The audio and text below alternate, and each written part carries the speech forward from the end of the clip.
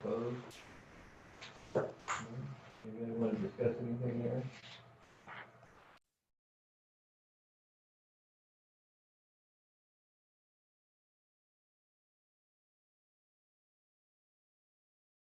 Yes, sir. Thank you.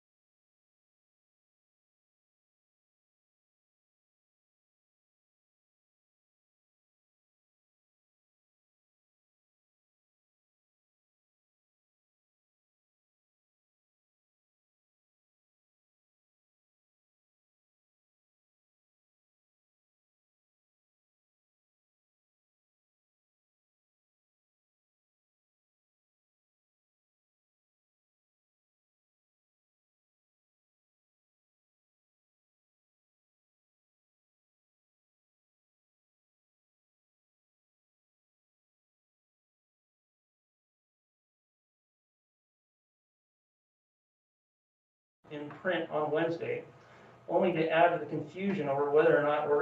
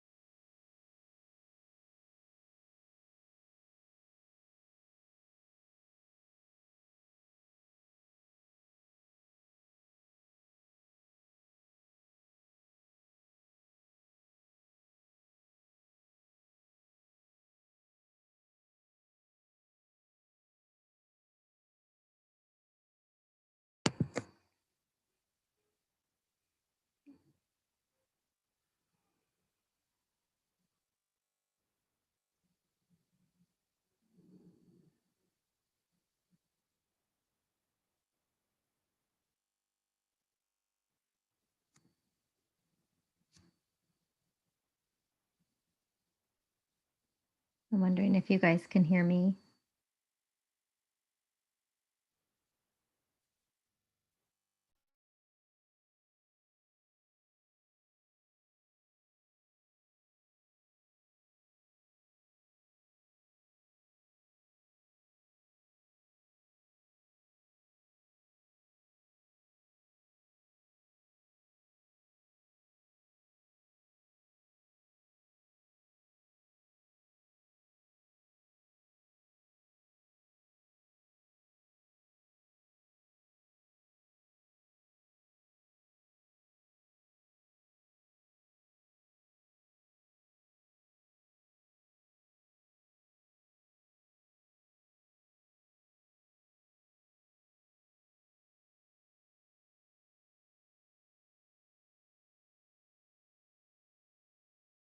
latitude to enforce lockdown procedures similar to what we did last spring.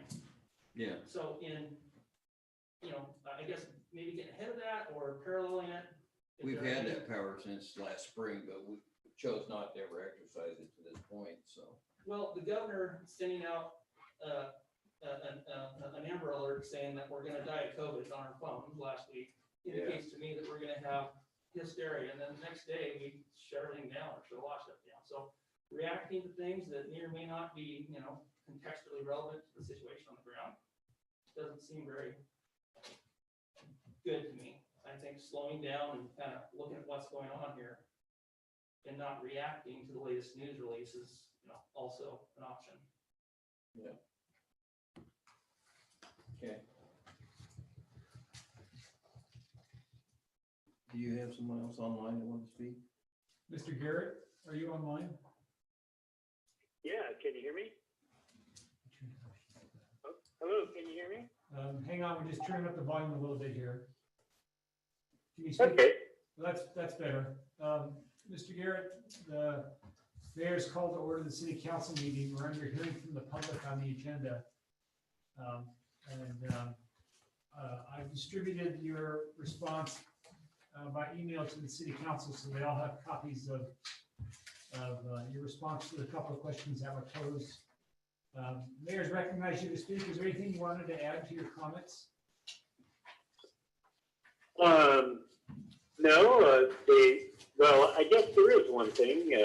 Recently, the Regulatory Commission of Alaska had issued the first order in that case, and we had requested initially that the rate increase be postponed till March 1st, and allowing them the creation of regulatory asset. I know that, well, that might be a new term for many people, but SB 241 also allowed the creation of regulatory assets in relation to COVID expenses.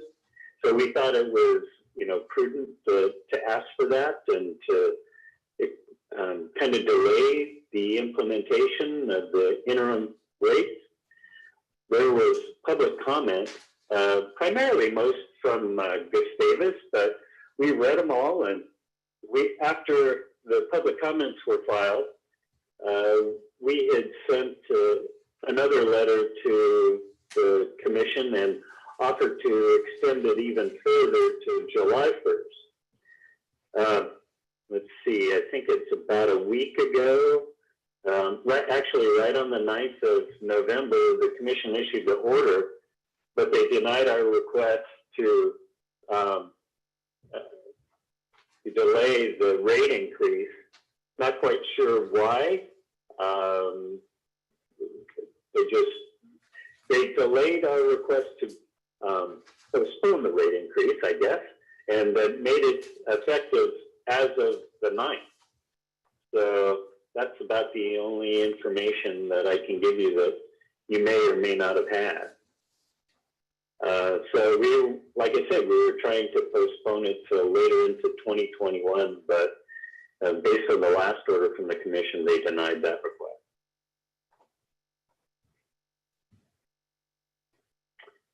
I'm certainly, willing to answer any other questions you may have.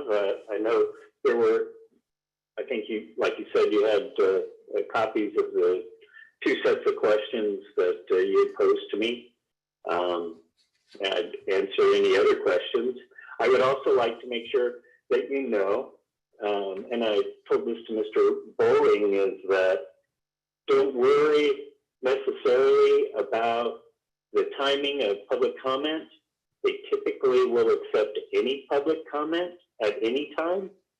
I know Mr. Bowling had requested that the Regulatory Commission of Alaska, in a comment before the time period was over, to accept late ones. They typically always do as a matter of course. And I can assure you we wouldn't oppose any comments that are later than the public deadline.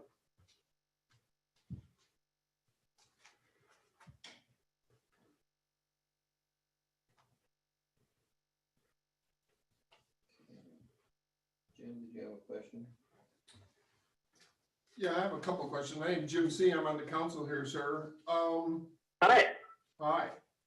I know this isn't on you, but I've been here for a long time since this whole started with the dam out there. And I know you realize that Mr., I think it was Grimm was his name. He was the head honcho with you guys for a long time. Is that correct? Am I saying that right? Yes, sir. Yeah, Bob Grimm, could I ask one question? Sure. You said the dam out there. You said the dam out there. What are you talking about? Are you talking about Black Bear Lake? Right, yeah, the Top initial, Fork? yeah, the Black Bear. I was here for the original, when you guys started asking to do that, et cetera, et cetera. Ah, well, you've been around longer than I have. I've only been here 30 years, so. Right, well, anyway, I don't know if you're aware, but, you know, Mr. Grimm told us very clearly at a council meeting, and it's on record, he was here in this building, that the price of electricity would never go up because when that dam was put in. That dam was going to do nothing but keep the price where it was at, or it was gonna go down. Now, that hasn't proven to be the case whatsoever. And Well, actually, I'm sorry, go ahead. Pardon me, sir. I don't know what actually is, but it started out at 17 cents and we're now paying 24 or 25. So, what are you gonna say different to that? What I was going to say different is there's two components to your power bill. One component of the power bill is the distribution system, which, you know, includes the power poles, the cable, transformers, diesel generation, the expenses related to that. So that's one component of the power bill. The other component of the power bill is what's called the cost of power adjustment. And it's basically the cost of fuel and the cost of energy. And the cost of energy, that component includes Black Bear Lake. Black Bear Lake is a separate entity and it has separate rates from Alaska Power Company. Now, actually, when I said actually, we actually filed a rate filing for Black Bear Lake as well, in regards to filing with Alaska Power Company.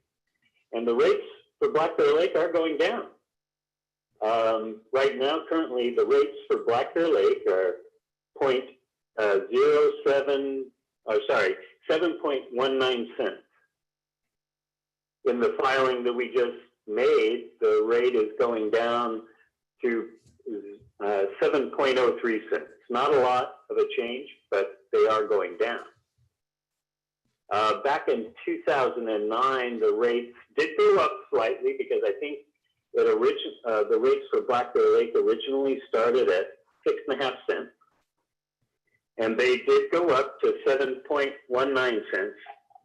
But in the filing we just made, the rates for Black Bear Lake are going down.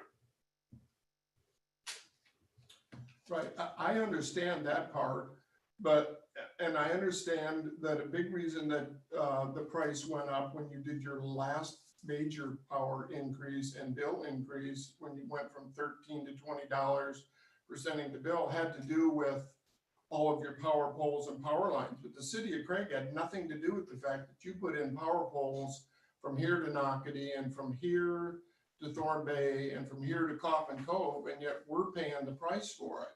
And to me, that doesn't make a lot of sense, personally. I guess maybe we're supposed to share in the cost with everybody, but all those extra power poles didn't do us any good, did they? Other than make our bill go up? Well, they made Black Bear Lake more efficient because selling Black Bear Lake energy, hydro energy, throughout all of the island. And in many cases, the power poles were built by grants, and those new power poles, if they're funded by grants, the cost of those are excluded from development of rates. Now, we do have a rate for the whole island. So it includes all of the small communities on the island.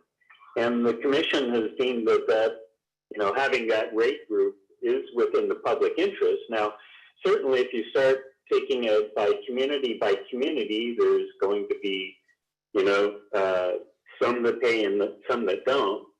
But it's, we felt that an island-wide rate is, good for everybody on the island. And so far, the commission hasn't said anything about having to break the rate down even further.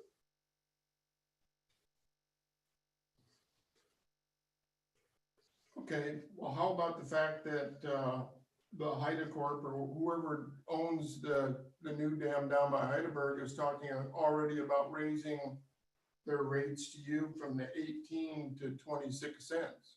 That's gonna make a.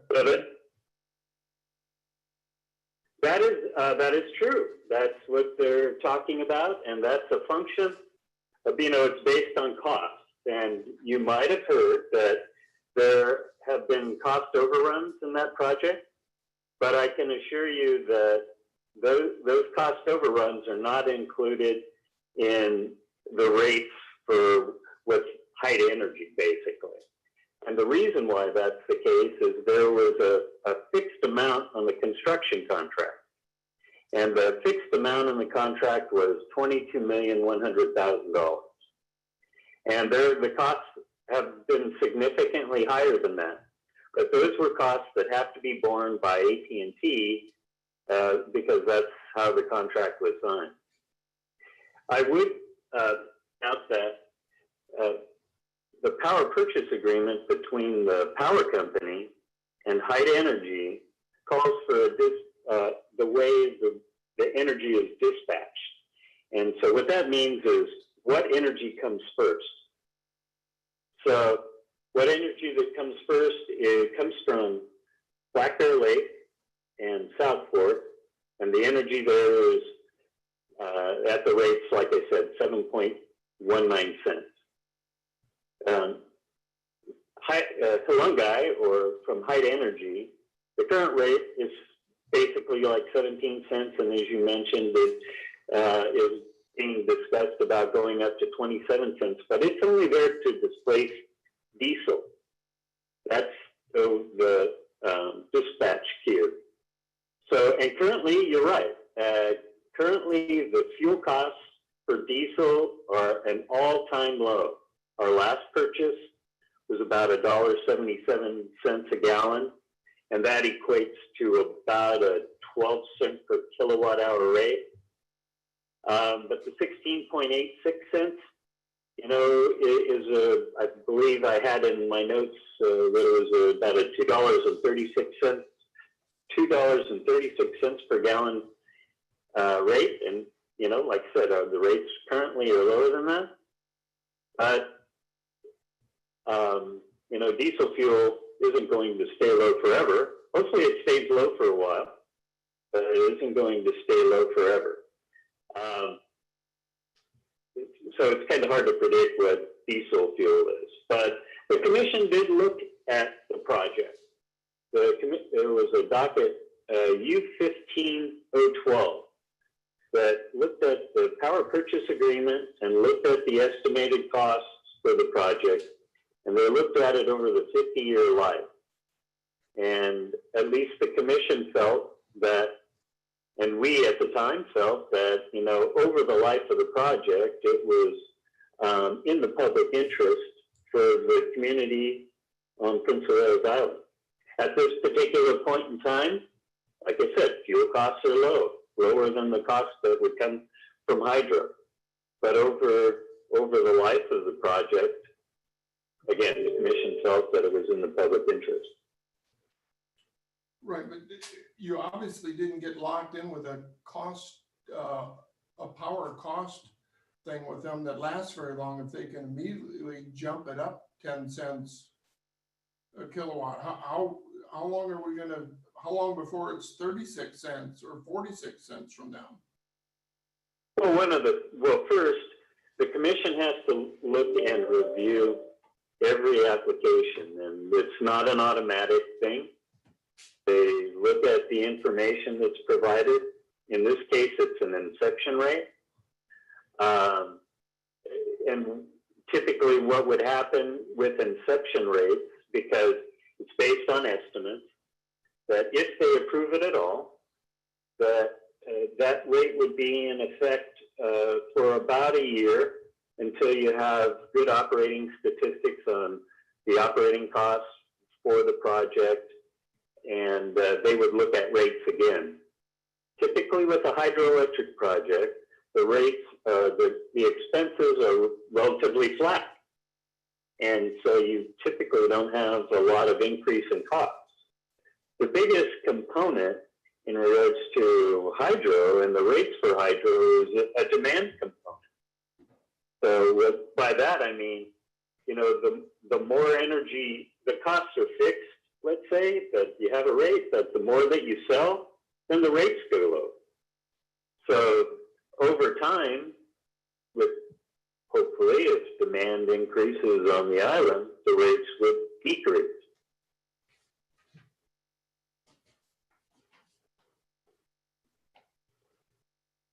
Okay, I'm done with my questions. Thank you.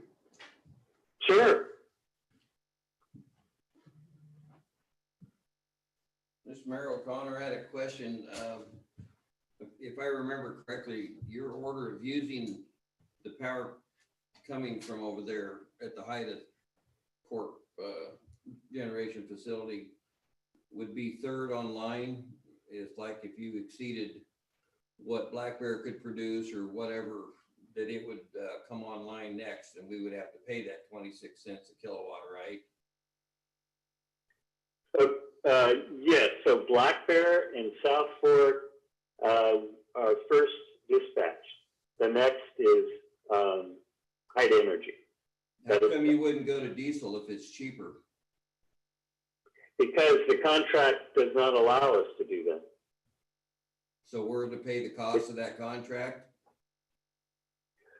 The currently the dispatch, unless the commission changes it, and they could very well, it's within their power to do that. But unless the commission changes it, we are obligated to follow the contract. Okay. It would seem to me But that you go to the next cheaper source of power instead of just by a contract. Yeah, it's, the contract, you've got to remember, well, you don't have to, but it was done in 2015. Mm-hmm. And at that point in time, diesel prices were much higher than the rate that it is now. And the commission looked at that point, the dispatch queue, and they may very well look at it again if the rate filing is submitted to the commission. And I would suggest that that's something that you would get a notice of. And if that's a point of that you would like to make in front of the commission, I would suggest that, you know, those public comments be made. The commission has to approve every contract that we enter into, and they have to look at the public interest. And they can change any contract that we enter into. I'll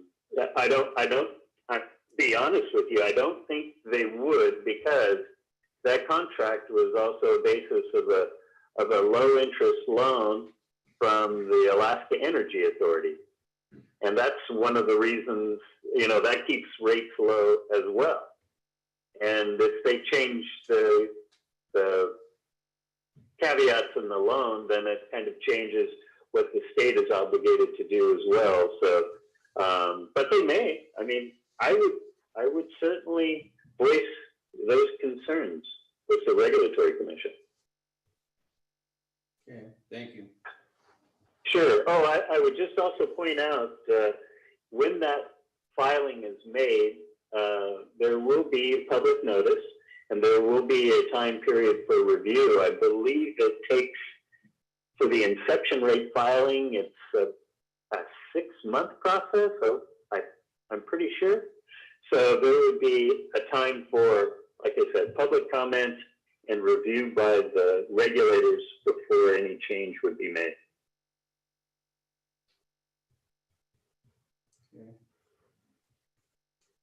Okay. Council, any more questions?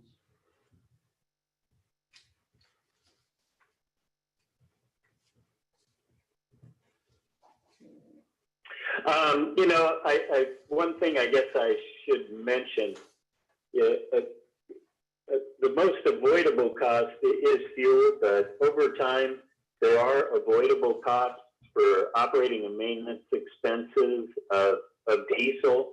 And I believe I noted those that were in the information based on the last two questions. So when you take fuel and you take the operating and maintenance expenses that would be avoided once the hydro project comes online, it's about a 19.4 cents per kilowatt that is what would be avoided. And that in itself is higher, at least with the current rate that is in the contract. Okay.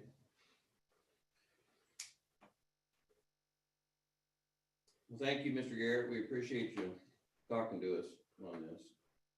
Sure, I apologize. I was asked to attend the November 5th meeting, and I apologize for not being able to attend that one, and I appreciate you letting me talk to you today. All righty, sir. Thank you. Mr. Mayor. Sure. I think Kara Hollis from Early Northwest may be waiting to be recognized to make comments as well. Okay.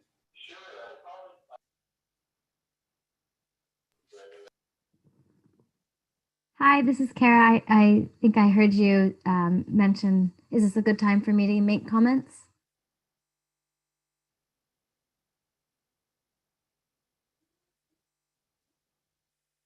Hello?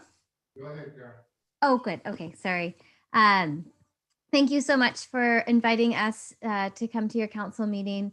I work as a outreach for Alaska at the Juneau base, and our regional manager, Shelley Deering, who actually opened the base in Juneau some 25 years ago, is also on the line if you have any operational questions. We, with this in the beginning of COVID, we recognized that our financial situation was going to be pretty significantly impacted.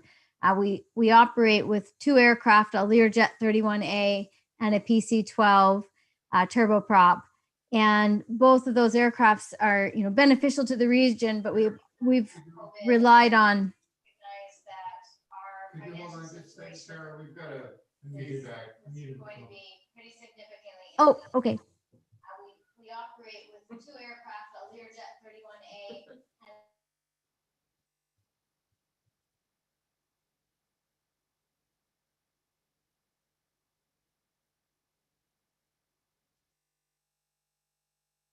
Should I resume or should I wait?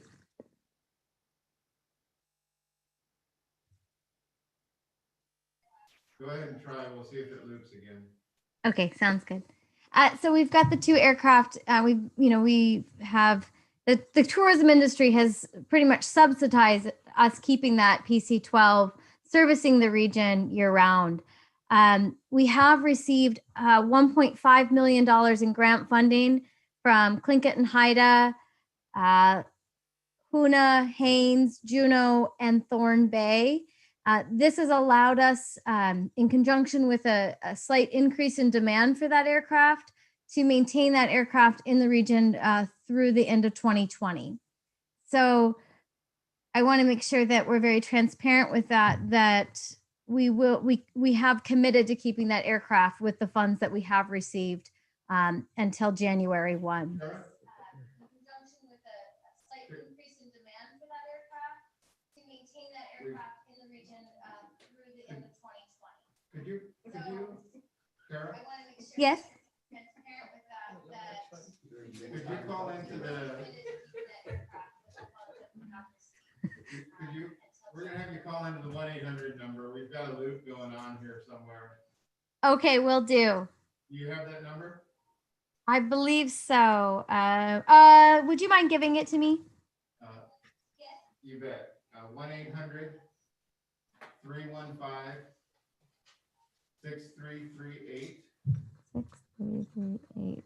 And the code is 632 63275. All right, I'll call in just a second. I'm not sure what planet that's coming from.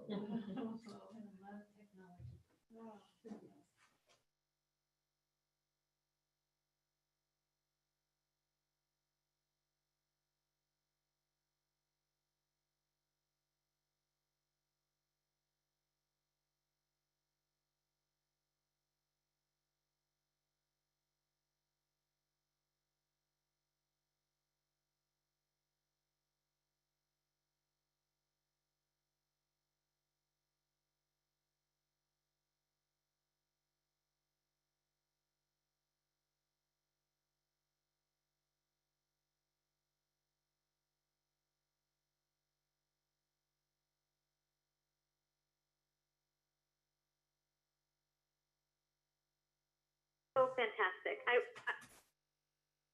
going to sign out here then. As a mother and a former teacher, I actually think, gosh, that could be kind of handy if I could just loop my voice through to my children over and over again.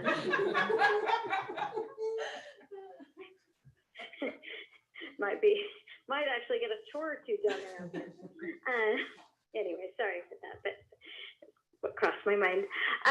Anyway, so we appreciate you considering making a donation to support keeping that aircraft in the region.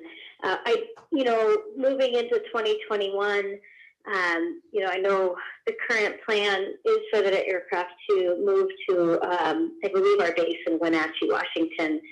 And so, I am re-looking at the possibility of funding to support keeping that aircraft here, even if the tourism season doesn't come back full force. It's hard to predict what medevac's going to look like over the next few months. But I, as just a resident of Southeast Alaska, I think we all appreciate that we want our medevac capacity in place, whether there's a pandemic or not, because you kind of never know when you're going to need it.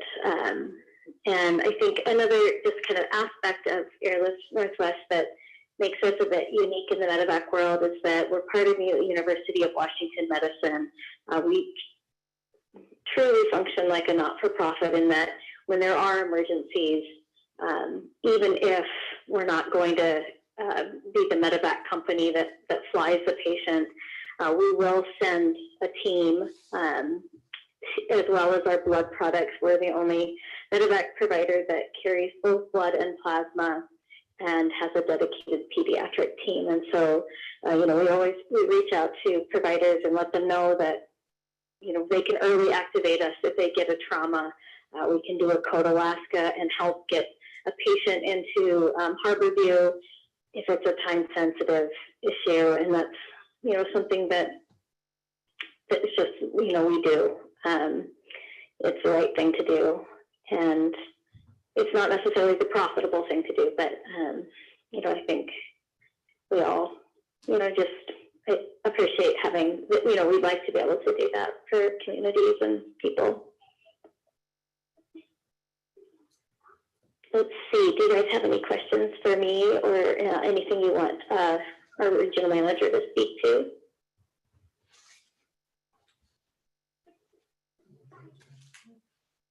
How many flights did you do down here last year, Kara? This is Tim O'Connor, the mayor. Hi. Oh, thanks for your question. I believe it was about 20. Let me look. I've actually tracked these. In 2019, I actually have that we went to Quawak 29 times. That's correct. And did I get it right? Oh, good. Yeah, I asked you when I was at the airport doing a medevac here a while back, and you got right to me. So, thank you. Oh, yes, that's right. Yes. So, yeah, we're always happy to come. I mean, not that I always say we don't root for medevacs, but if there is the need for one, we do root for the call. Yeah, I appreciated you guys showing up for that one because it was a pretty complicated one, so. Yeah, yeah. We were, you know, it was great. We had two, you know, our pediatric team was able to jump on a flight, and we had two planes, and just happy to be able to do what we could for you guys. Yeah, we appreciated it. Thank you. We also did reach out to Alicia, you know, met with Alicia Roberts, and while we can't do any in-person training, we've got a monthly Zoom session set up with our teaching instructor to do some trauma series with their clinic. And I'm sure if Craig were, you know, we could do something for Craig's clinic as well. I think they're going to be doing stabilizing pelvic injuries and to starting next week. So that's just a kind of another thing that we try to make sure that we're, you know, doing education as we can. That's good to know. Do you work with the EMS squads also, or is it just the clinics themselves? Right now, we've just spoken with the clinic. I would be happy to talk to them about adding EMS if that would work. Yeah, if it's a Zoom thing, you could probably have EMS sit in on it. Wouldn't hurt. So especially stabilizing Right. pelvic injuries. So, yeah. Yeah, I'll touch base with Gail at the clinic, and then it's Julie Anderson is our instructor that's going to be doing the series. Oh, good. Yeah, you might touch bases with Craig EMS and Flock EMS. They could be interested in setting in on this because we prep them and get them ready to get to you guys when that happens. Yeah. So. All right. Thank you for that. I will touch base with both of them. Good. Chanel, you got anything to say?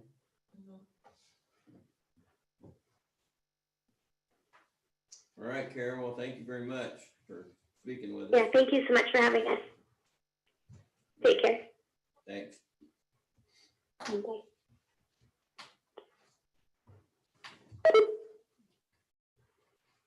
Moving on. You got anybody else in the public? Is there anybody else on the telephone who wishes to comment?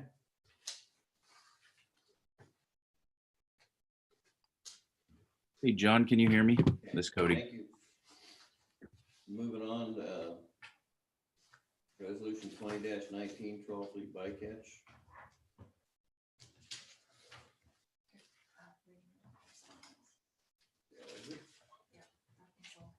Did I get all messed up? Of course I did. Okay, moving on to reading the correspondence. Anybody got anything on that?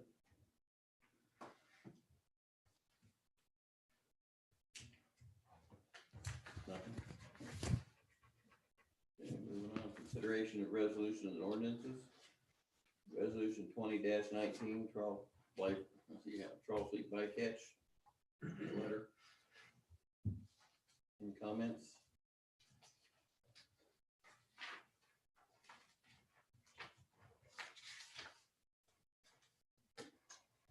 I'd be interested in speaking to this. Go ahead, Mike. Sorry. All right, well, I brought this to the council. The trawl fleet bycatch issue has been an issue that has been going on literally for decades. It occurs mostly in the Bering Sea and western Gulf of Alaska.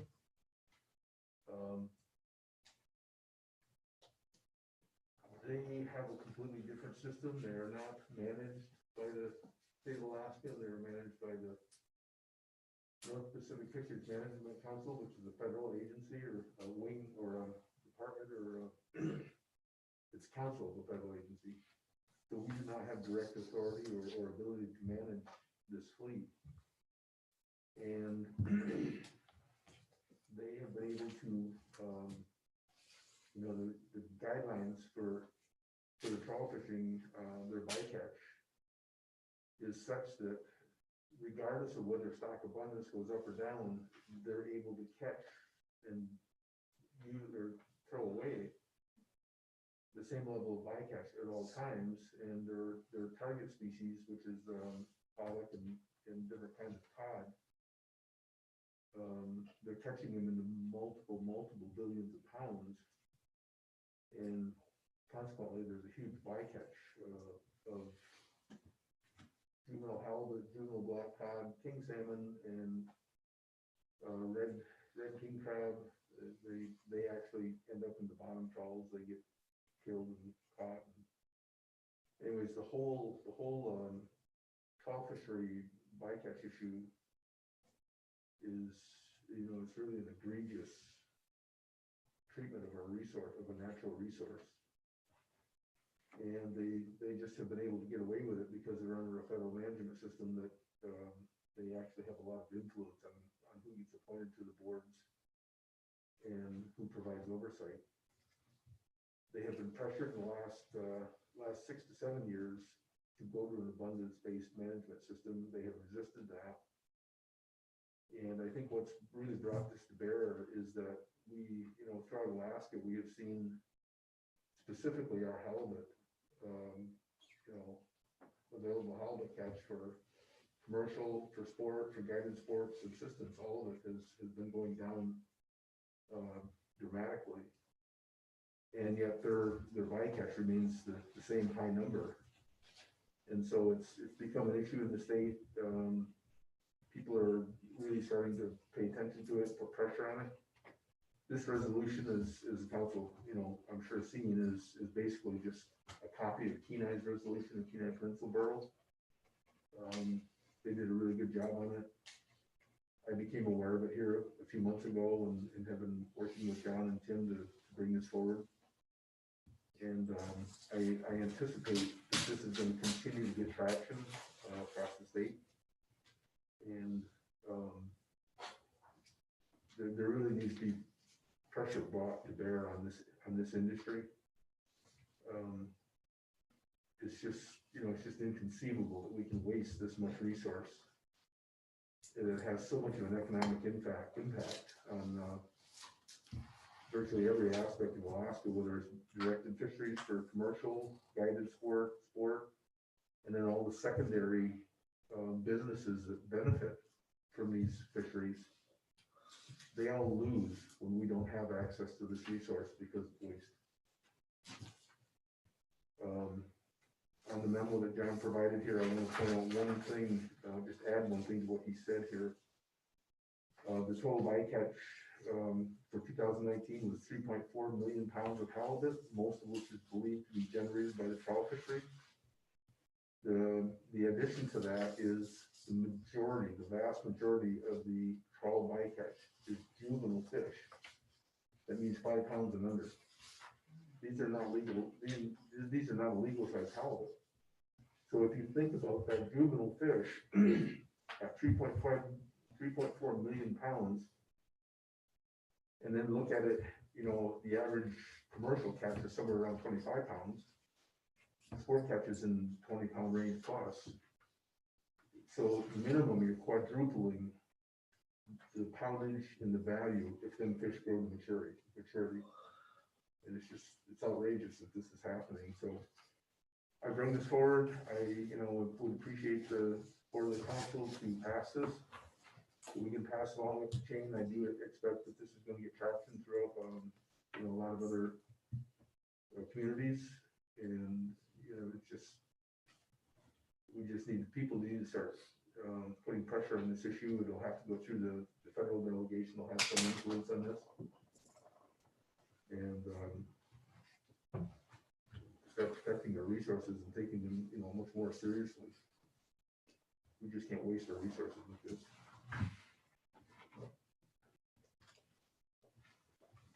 Mr. Mayor, I make a motion that we adopt resolution 20-19. Second. Motion's been made and seconded to adopt resolution 2019 trawl fleet bycatch. Any more discussion on this? I'm aware, like Mike said, that this is a real problem. Being I hold IFQ, I've seen that my percentage of IFQ drop over the last 3 years because of lack of fish. And that lack of fish probably has a lot to do with the troll fleet bycatch. So it's affecting all of us directly, as well as the charter people here, you know. Something that I feel strongly about, and I know Mike does too. Excuse me, Mr. Mayor, I think it's gonna be a roll call vote. For the Is it? resolution. We still commenting. I'm sorry. I'm sorry, I thought you were done. Oh, yeah, now. So go ahead, we'll do a roll call. Okay, sorry, I didn't want to miss it. Tammy Bassinet, Yes. and Millie Schoonover, Yes. Mike Capney, Yes. and Shannon McKinley, Yes. Jim C. Yes, Motion's passed. Okay. Presentation and public hearing on resolution 2020.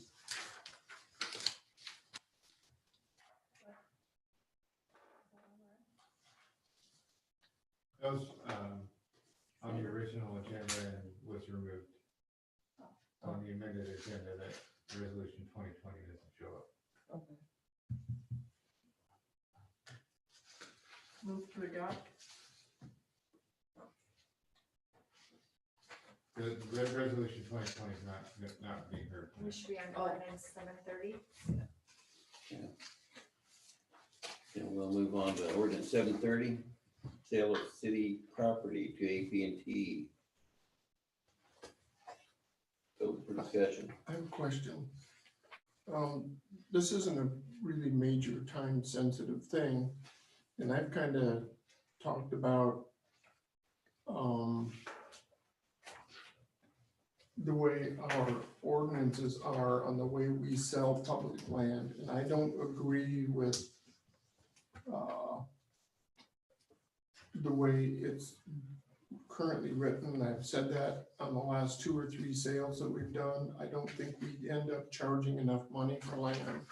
And I'd like to see us revisit those ordinances on how we sell our land before we enter into any more land sales.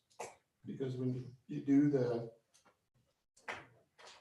just the way we're doing it, I'm sorry, we have no more land, and the commercial land is worth more than what we're selling it for, based on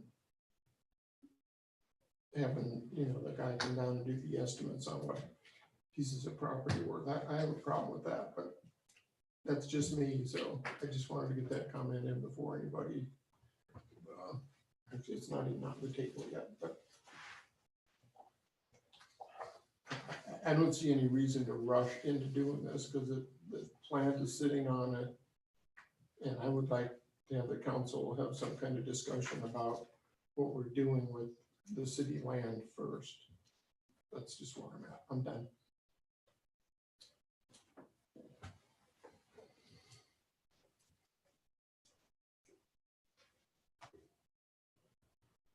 We're gonna adopt a resolution on this, or? So, Mr. Mayor, if the council wants to move ahead with authorizing staff to negotiate the sale, it should adopt the ordinance. If it doesn't want to do that, it should take either no action to the ordinance or defeat. Okay. Council? Can we hold it off till the next meeting? Of the land sale? You're certainly able to do so. Staff unlikely to be able to respond to Jim's suggested request by the next meeting. Right. You said would or wouldn't? Would. Would not be able to. Okay. I mean, if I understand what Jim's saying, you're talking about wholesale reconsideration of Title 18 of the municipal code, at least the portion of, I'm sorry, Title 16, thank you. Title 16 of the municipal code, a portion of that title that deals with the sale of city land, which would require a code ordinance to change the way we approach it. Which of course requires 2 readings of something that staff would need to prepare. And we would need some direction from the council on generally what sort of text to prepare for your consideration. So we can't get that done. Unlikely I'll be able to get that done by the next meeting. Right.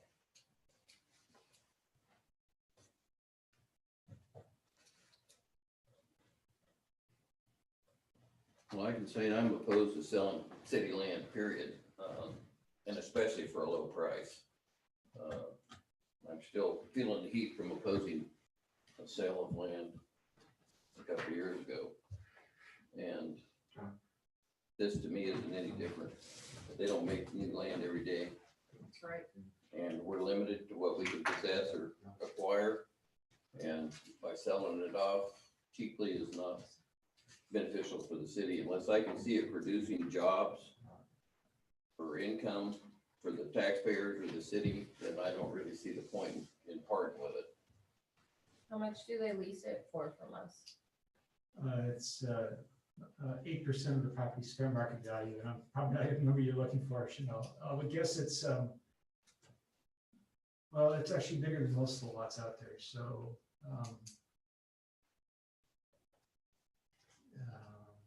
Sorry, I need an answer. It's maybe 8,000 to 10,000 a year is my wide estimate.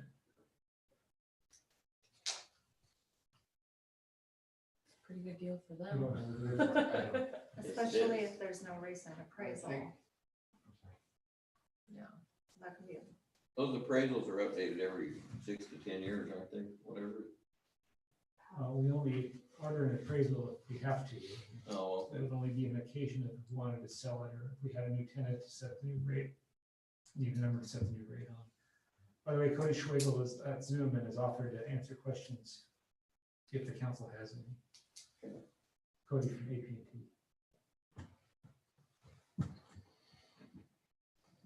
when was the last time that was appraised? Or when they first leased it? Probably. Probably. I don't remember appraisal since then, do you? We did an update a few years later, but it didn't change any value. Cody says they had an appraisal done a couple of weeks ago. They did? That's Cody said that. Okay. And did it change, Brian, or is it the same? I can have Cody call into the teleconference line if you've got some questions directly for Cody. Would you like to ask me? Appraisal rate has changed. 315. Yeah. 6328. We should probably update it in our lease agreements. There should have to be an appraisal every few years. Welcome to the GCI Conference Center. Please enter your access code followed by the pound sign. 632. All of our property values have gone up. Do you have an idea Thank what you. that old Please appraisal stand was? by. I agree. Yeah, that's crazy. I don't. The chairperson, press the star key now.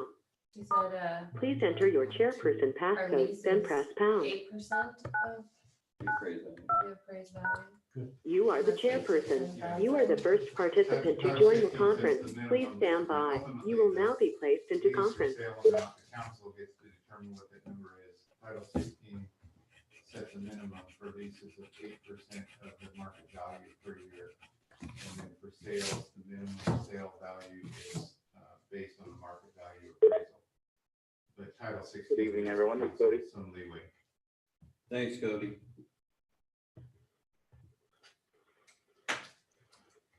So you had a question for Cody? Yeah, Cody, it's Chanel with the council. What, you guys said you got an appraisal done a couple weeks ago. Can we know what the appraisal was? You have that number? Well, I'd love to share that information with you. However, we don't have the actual appraisal value yet. We hired Huron out of Sitka to come down. I believe it's the same outfit that the city uses for their appraisals. In anticipation for this land sale, we were having other property appraised at the time, so we decided to bring them down. The deal we worked out with Huron was they're going to hold the appraisal back until we know whether or not we can purchase it. Then they'll release the information to us. Yeah, so that's all the information we have right now. I wish I could be more help with the actual value of it. Okay. That's not an uncommon process. We in fact have Ryan do that very frequently when they're here. If we think we might need an appraisal on a property, we have them look at it, but they don't actually do the appraisal until we know that we need the appraisal and direct them to move forward. do you guys still get charged? No, but they don't do any work until we tell them to. Right. Other than while they're here, they go visit the site and take some pictures and generally look at it, but they don't start doing any of the research or calculation or writing an appraisal until we give them the go-ahead. The lease is probably based on 8% of $3.50 a square foot. That's my recollection on. Well, actually, the lots that were not fronting the road were $3 a square foot. The lots fronting the road were $4. We had a lot that went in front of that, it was $3.50. So $3.50 times 8% times 12,000 square feet. If someone is good at math. Did you say 3,000 square feet? No. How many square feet? Probably more like 12. Oh, It's kind of the yeah, size it's of the like- lot. Yeah, right.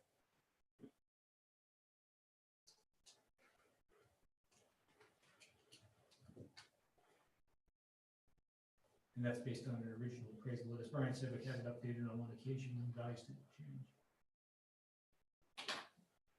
That's probably something that should be updated on the lease agreements. So that would be about $3,000 a year. That's way off from what I estimated. But it amazes me that 12,000 square feet for a commercial use is worth 20. I mean, that's 12,000 square feet. My lot's less than 8,000 square feet and it's worth $65,000 is what you charge me. So it's like, it just doesn't make any sense. That's why I'm thinking our commercial prices for selling stuff does not make any sense. Because commercial land is worth more than residential land to me. Until the appraisal is more, yeah. It should. It's helpful. Oops, sorry. If it's helpful, we did receive an appraisal for similar industrial land. However, it was 2.5 acres, and that the value of that 2.5 acres came back at $195,000. So if that's helpful to you guys in deciding the value of that property, you know, off cuff without an actual appraisal.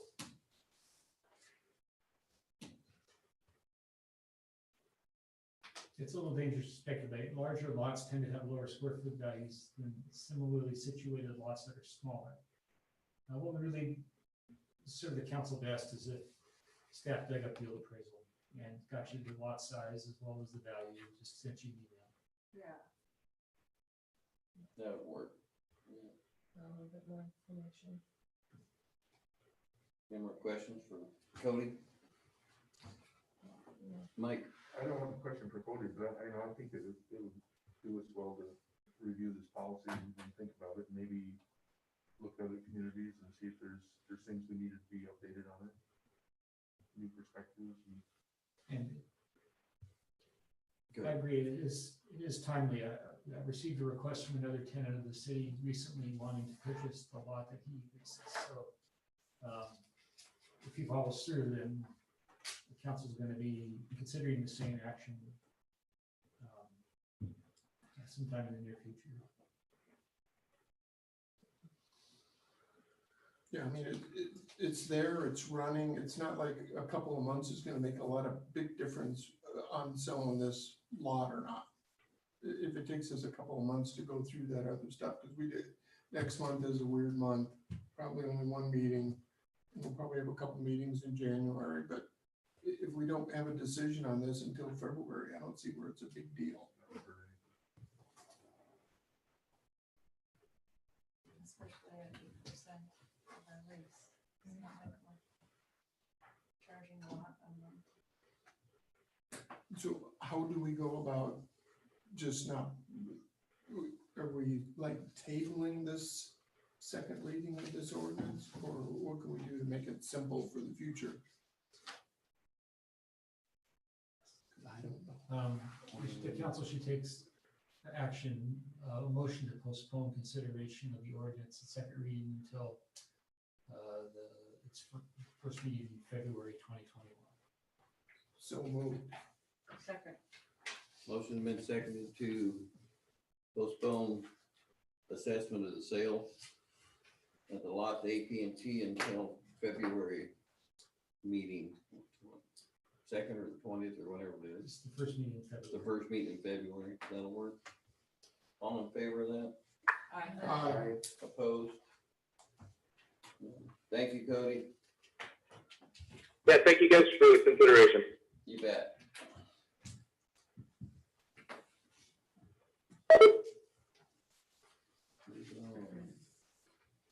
Just checking to make sure no one else was on the phone. Is anyone else on the phone? Thank you. When they lease from us, they're not paying the property tax on that lot.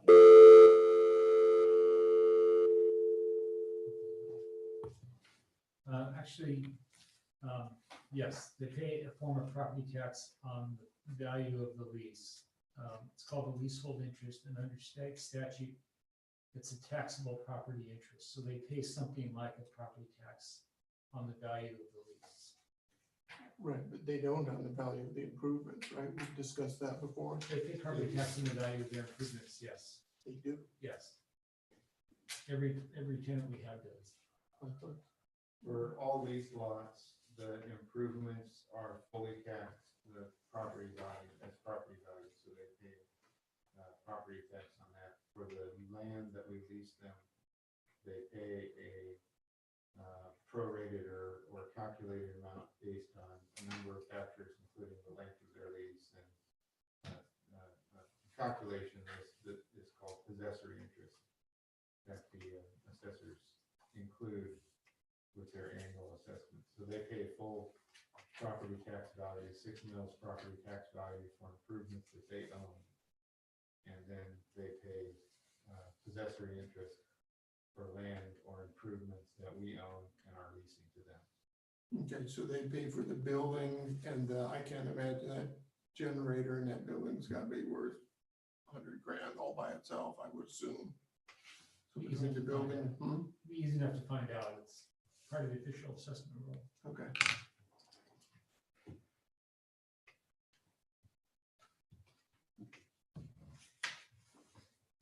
Okay. Move on to reading the correspondence. Is that right, or am I lost? We lost. Unfinished business. We're in Angsta now, Wow. All right, I think. We are. we didn't read about the roadless rule update though. Did we? We wanted to, I don't think. Okay, we'll go to the Angster Landis bill. Mr. Mayor, the council discussed this at its last meeting, and on the basis of that discussion, I drafted a comment letter on the legislation. A few things have happened since the council met last. This bill is combined with a number of other bills under a new bill number, which I'll have to change if the council approves this letter. But essentially, what was in the bill you looked at last time is cut and pasted into this new bill, and other provisions were added that are unrelated to land use. So the specific terms of the original bill that are addressed in this letter still apply. But again, I'll have to make some edits on the bill number, and I know there's a typo or two in here that I can correct as well, that have been pointed out to you.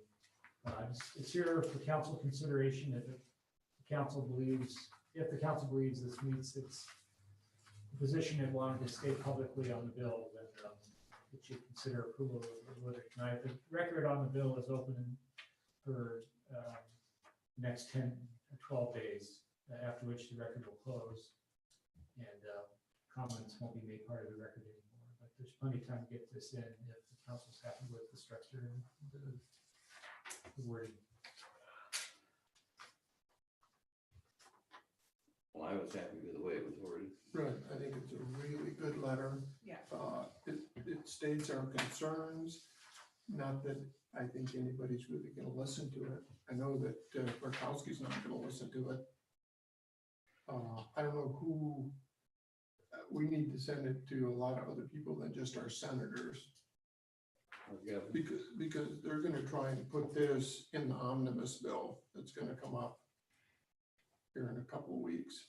That's the way she does all these bills. They get thrown in with 5,000 other things. When they do the continuing resolution, that's when all of the senators throw their pork in so that they can get them all passed, and everybody agrees to that. Who did you have in mind Hmm. who did you have in mind to be recipient of copies? You know, I don't know, the president-elect, The governor. yeah, whoever's in charge of the committee. Tanya. Yeah, I mean, both of our senators, but it's like, it's unfortunate when they put these things forward, this is kind of a done deal. And it shouldn't be. They should be taking land from Ketchikan, not from here, just like you said in this letter. There's plenty of land over there. There's plenty of land near Wrangell. You did a really good job writing this letter. Thank Really good. So I guess when the city of Craig needs land, we'll just apply for land in Ketchikan. So, I hope you'll ask somebody else to do that.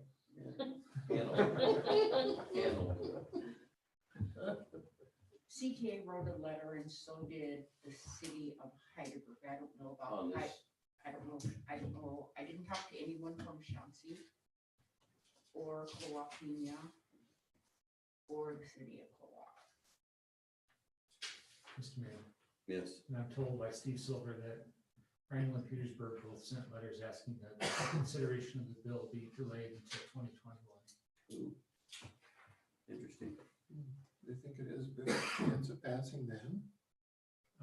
No, I just think that I think the communities want the additional time to prepare more meaningful comments. Oh, That's what I think. What was Heidelberg? Everybody else's stance on this? They feel the same as we do. And I don't mind giving these people what their due is, but I don't see how we have to give it to them off the Prince of Wales. I mean, yeah, that's been our stance, so. Okay, John, we like your letter. We love it. If you want to tweak and make a few corrections, I think that'd Maybe be just express fine. that affection in the form of a motion. I think so. Jim said he'd say okay on that. move to send John's letter regarding the land bill to whoever we can send it to, lots and lots of people. Motion's been seconded. This roll call vote, or do you want to do a Voice vote is fine, Mr. Mayor. voice vote? All right, all in favor of this? Aye. Aye. Opposed? Thank you, council. New business, moving on to consider donation to Airlift Northwest. Move to donate $10,000 from the CARES funding to Airlift Northwest. Second. Motion's been made to donate 10,000 to Airlift Northwest. Any discussion on this? None? To the council's intent that staff attempt to apply this toward the CARES funding we have. Yes. Okay. All in favor of this? Aye. Opposed? None? Motion's carried. Reviews the CARES Act funding spreadsheet.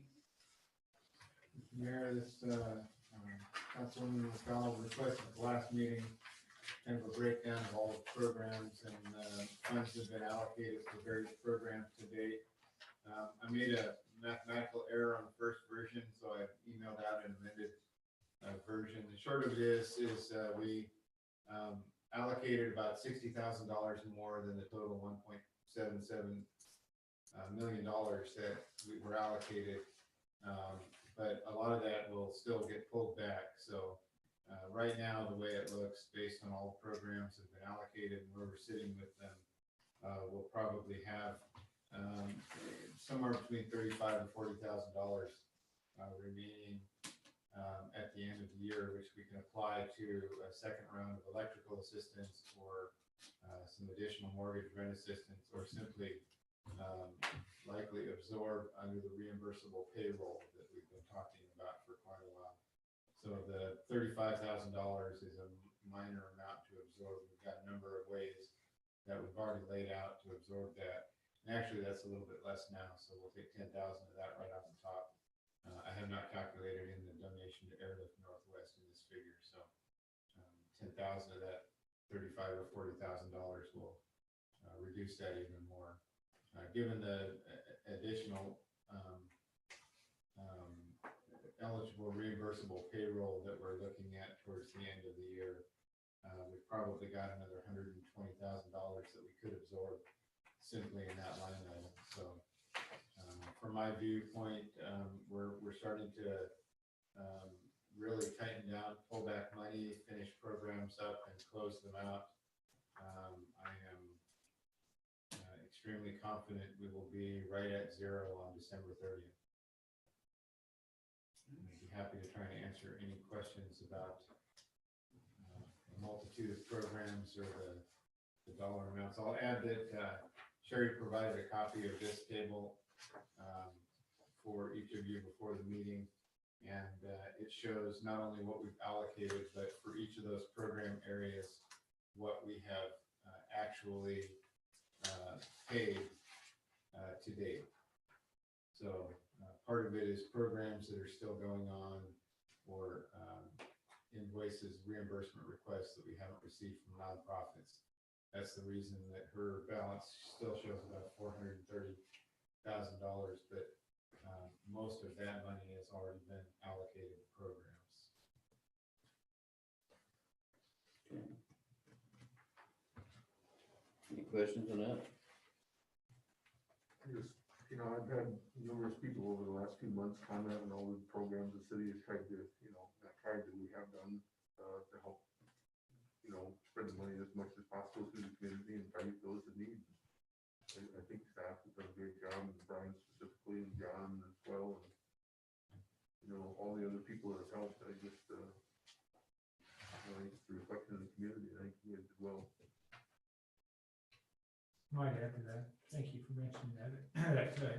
Sherry and Kimber have been working 8 to 5 straight through pretty much every day, trying to meet the phone calls and other demands. So it's been a team effort. For sure.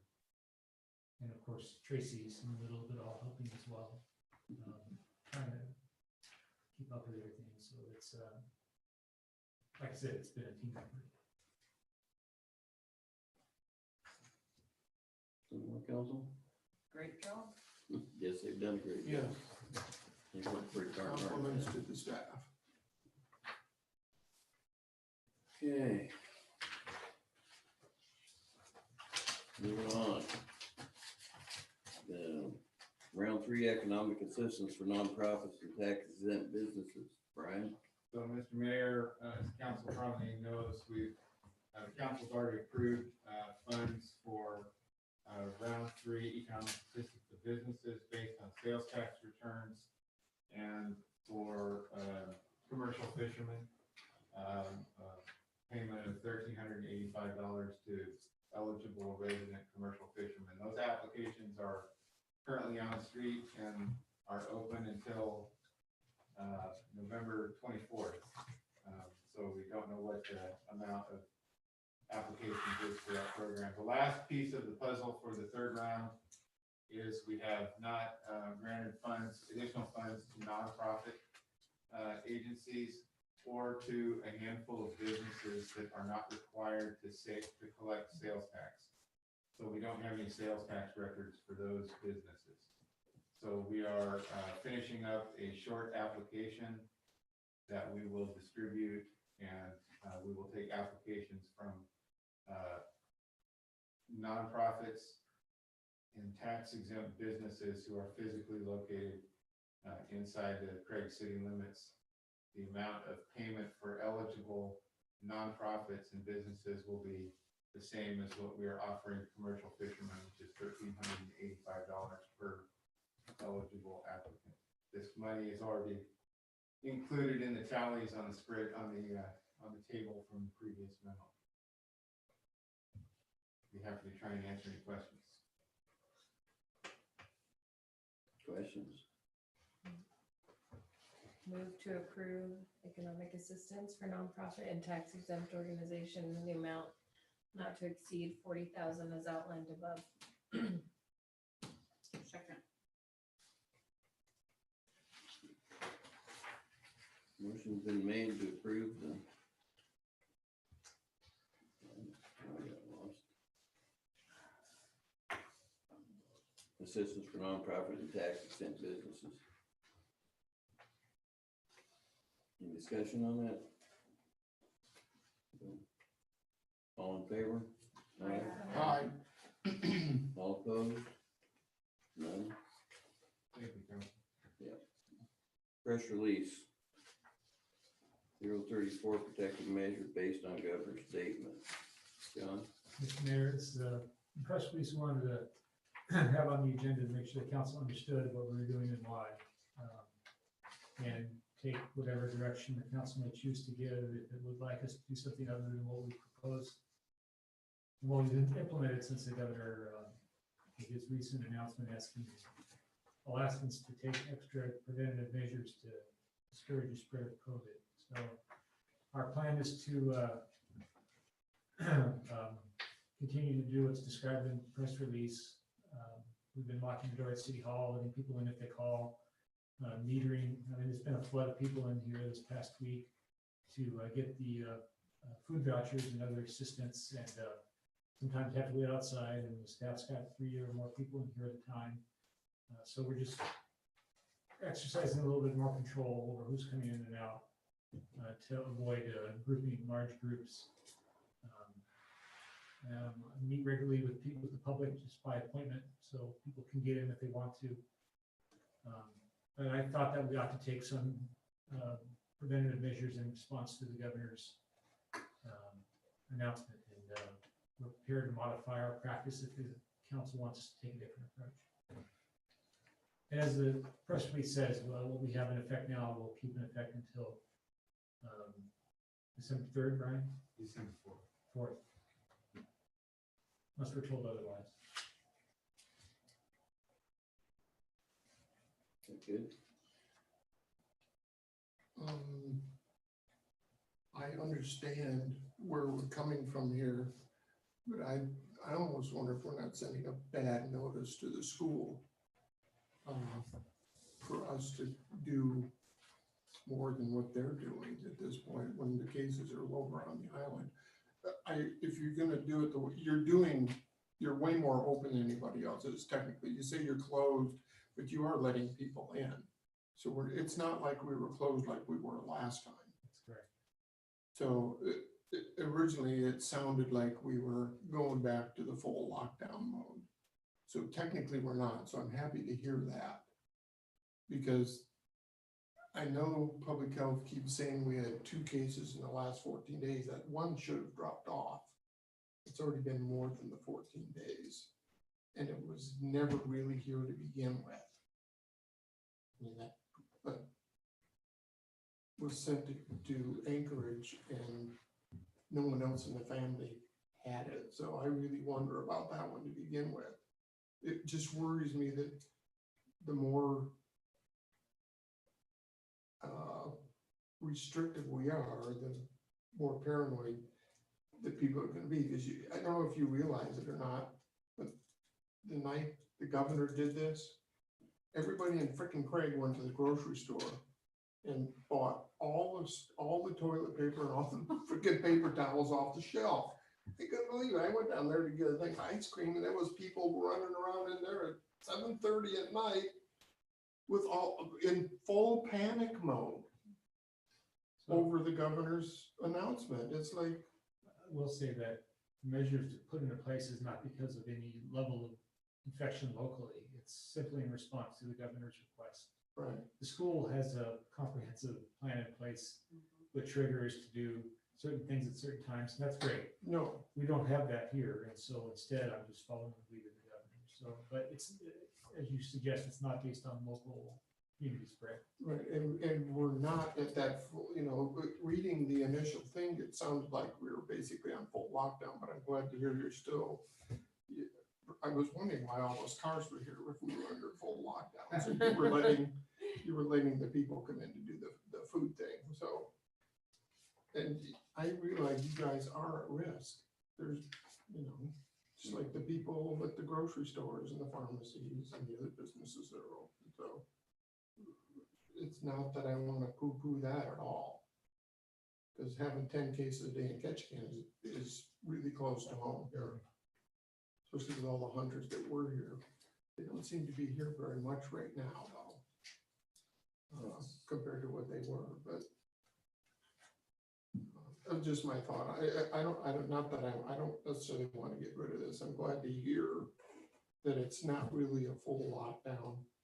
And I think to speak to Johnny, there's no way in the world we're gonna have the police enforce any kind of this stuff like you talked about, just like the rest of the sheriffs in Oregon and all those people have already told that governor to pound sand. So that's not gonna happen in our jurisdiction. You don't have to worry about that. It hasn't, it will not. We got better things to do.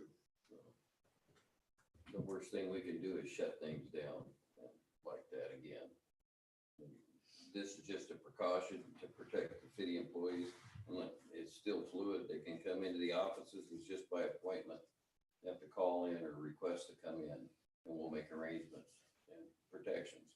These people are working hard in here, and so we have to protect them because we're limited to what we have. And so in their best interest, this is what we need to do at this point, and to acknowledge what the governor said. The rest of town is wide open at this point, and it will remain that way as long as we can keep it that way. Is the pool and stuff still open? The pool is down because of the maintenance issue, Okay. the repairs. It's got nothing to do with the COVID thing. And do you know if Victoria's still doing the after-school program that she opened back up, or she closed it down? Well, it's never, she's organized it and advertised it, but it's had very little participation. So this closure of the youth center will affect that, but it hasn't, that I can tell, it hasn't really displaced any students. And I noticed she's weighing the bazaar thing to whether or not to carry on with that.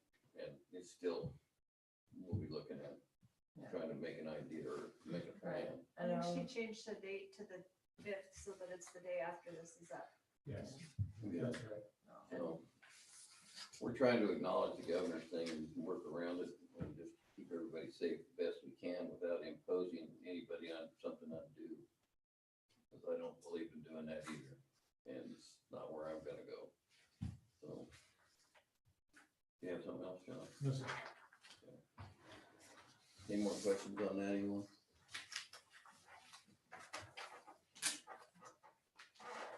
Solid waste management update, John, what do you got?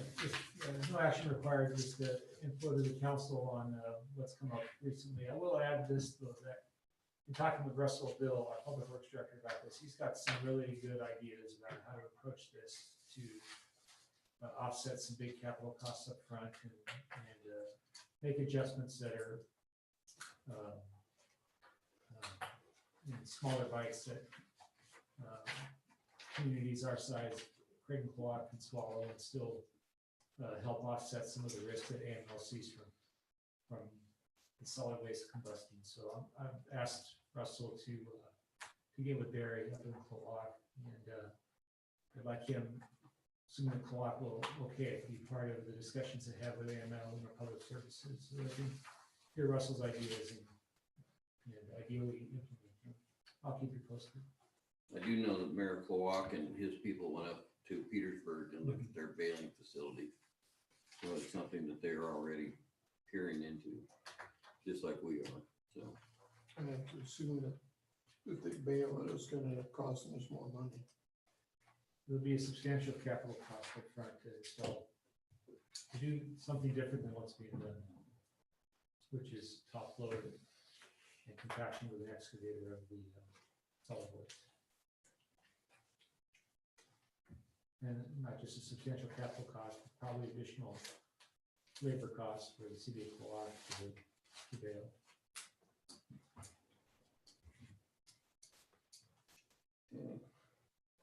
Mr. Mayor, Yes, ma'am. I have a question in regards to the garbage dump. I realize that the garbage dump is owned by Cloak, Do they pay any type of sales tax? Or property tax? No. This is probably going to go on longer than you wanted to, but technically the property is taxable under statute. Municipally owned property in another municipality's jurisdiction is still taxable under the state's property tax statute. The council years ago exempted the landfill on a temporary basis from property tax assessment, but it's that exemption is long since expired, but practically it's just never been assessed from 1 year to the next. So no, we don't collect taxes on the facility. Just curious.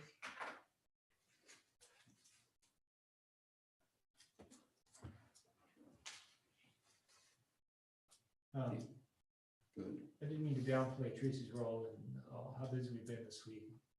She's been a key part of answering phones and helping out. So I didn't want to make light of it.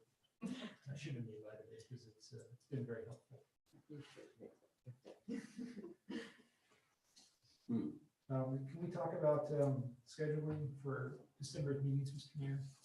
Yeah, it'd be a good idea. I don't know how much travel folks are going to be doing in December this year because of COVID, but as Jim said, we may just have one meeting. Is it all the same as the council if it's the first Thursday or the third? I won't be here the third unless if they close Seattle down, if Washington closes down, if the doctors say they can't see, if they don't have to see non-essential patients. I mean, I have to go for what I'm going for, but it could be put off technically. So I'm scheduled right now to miss that meeting.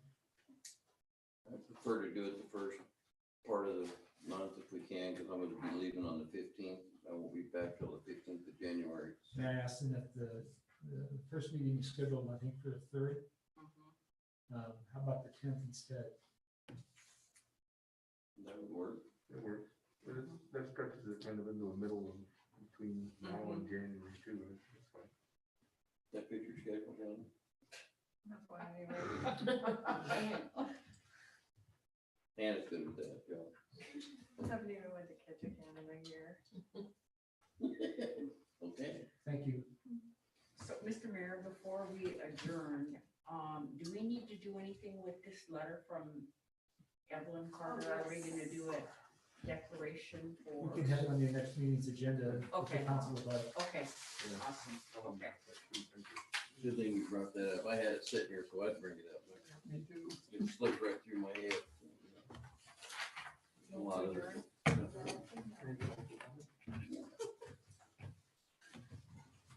What? Are we adjourning? Any other council comments? Any other council comment? I do have one thought. Speaking of all this dump stuff in the past, I think it would be a good idea to have our public works director and work with the walk and, there's a lot of new technology now where they're able to, it's just basically just learning to recycle and minimize your waste stream. Just doing public education on that kind of stuff. It's not a bad idea. You learn after a while. I try to discipline myself and do it. And, looking at that and taking it seriously is, it's